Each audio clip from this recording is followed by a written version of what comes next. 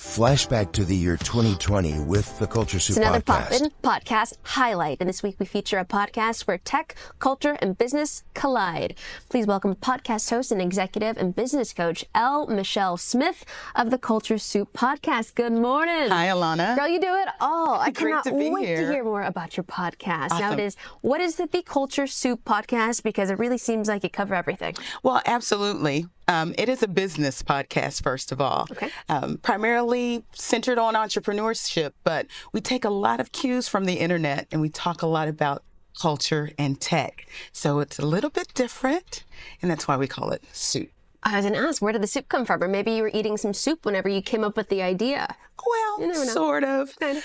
I'm a professional speaker, which is how we met, right? And right. one of my keynote speeches talks about how social media is culture soup, and it's based in research that many of the common hashtags, trending, emoji usages, all of it came from underrepresented groups. So that's where the culture comes in. It's funny, you look at social media, you don't really, you see the hashtag, you see what's kind of trending, but you don't think about where it all came from. Right. So that's very, very And we saw enlightening. that with the Renegade on TikTok, Oh where my there's God. a 14-year-old. Can you renegade? I'm learning. My Okay. TCU students are going to teach me. Renegade, yeah. Okay, we will learn together.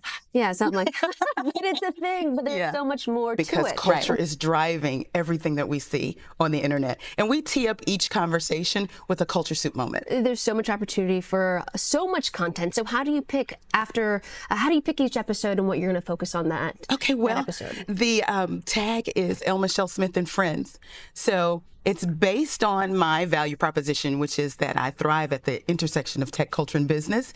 And my friends actually sit at the intersection of tech, culture, and business.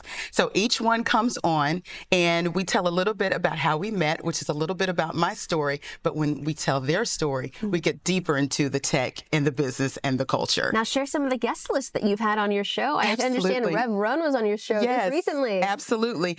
Rev Run and Justine Simmons were on for Valentine's Day. It was a special bonus episode for their new book, Old School Love. And of course, he sits at the intersection of culture with hip hop and even as a minister, faith Right. is culture, but also relationships and family. And he likes to tweet words of wisdom. So it was great to have him on. I've known him for about 5 years. But I have people that aren't so well known, but people may know them locally, like my minister of music from church, Minister Gay Arbuckle, who was able to sing for both presidents when we had the funeral here for the wow. Special. police officers. They say you have friends in high places and local places Absolutely. too, which is just as important. Right. But of course, you do have your podcast, very active on social media, but you also have an episode that airs on LinkedIn Live, Yes. the full video production called Yes. The Coaching Corner. Yes. What can we expect from those episodes? So because I'm an executive and business coach, I felt it was important to have an episode that spoke to the pain points of professionals, whether you're in corporate America in a workplace or you're a small business owner, which is a story of my life. I've done both.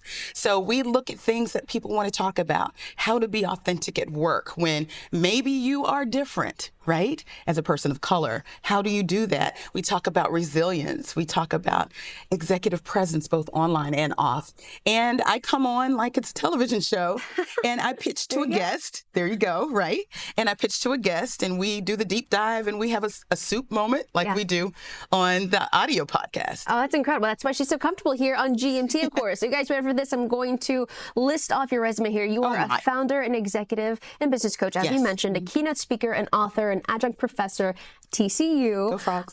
Go Frogs. Okay, all of these things, but you seem to get a lot of joy from being a creator in the B2B space. Right.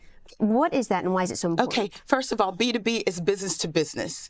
And while we see a lot of influencers out there that are consumer facing, you know, like Tiffany Hendra, who we met, who was from the Real Housewives, I'm more in the corporate space, more in the business space. So to have a voice that is of color, that is female, is rare, especially if you make it to the top 10 on Apple Podcasts, which we've done a few times. Yeah.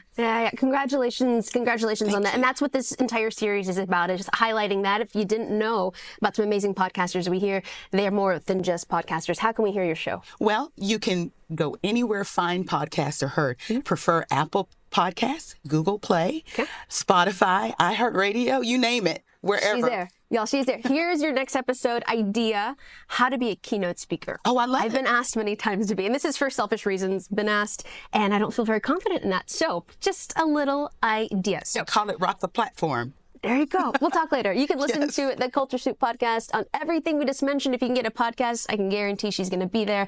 The website is theculturesoup.com.